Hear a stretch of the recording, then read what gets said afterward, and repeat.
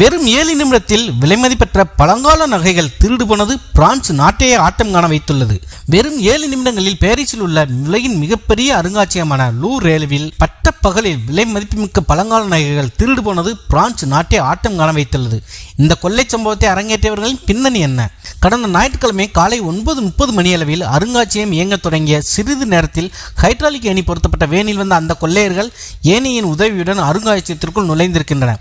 விலை மதிப்புமிக்க கலைப்பொருட்கள் வைக்கப்பட்டிருந்த அப்போலோ கேலரிக்குள் நுழைவதற்காக கட்டர் மற்றும் கூரிய ஆயுதங்கள் கொண்டு அந்த கேலரியின் சன்னல்களை உடைத்து உள்ளே நுழைந்த கொள்ளையர்கள் அங்கு வைக்கப்பட்டிருந்த நெப்போலியன் கால நகைகள் உட்பட 9 நகைகளை கொள்ளையடித்து சென்றிருக்கின்றனர். நகைகளை கொள்ளையடித்த பின் தப்பி ஓட முயற்சிக்கும் போது ஒரு கிரீடம் கீழே விழுந்து விட்டதாகவும் அதை அருங்காட்சியக நிர்வாகம் கைப்பற்றியதாகவும் தகவல்கள் தெரிவிக்கின்றன. இந்த சம்பவத்தில் ஈடுபட்டவர்கள் கைதேர்ந்த தொழில்முறை கொள்ளையர்கள் என்றும் இது அவர்களுக்கு முதல் முறையாக இருக்க வாய்ப்பில்லை என்றும் அதிகாரிகள் கூறுகின்றனர். உலகிலேயே அதிகம் பார்வையிடப்படும் அருங்காட்சியகத்திற்கு ஒரு நாளைக்கு 30,000க்கும் அதிகமான பார்வையாளர்கள் வந்து செல்கின்றனர்.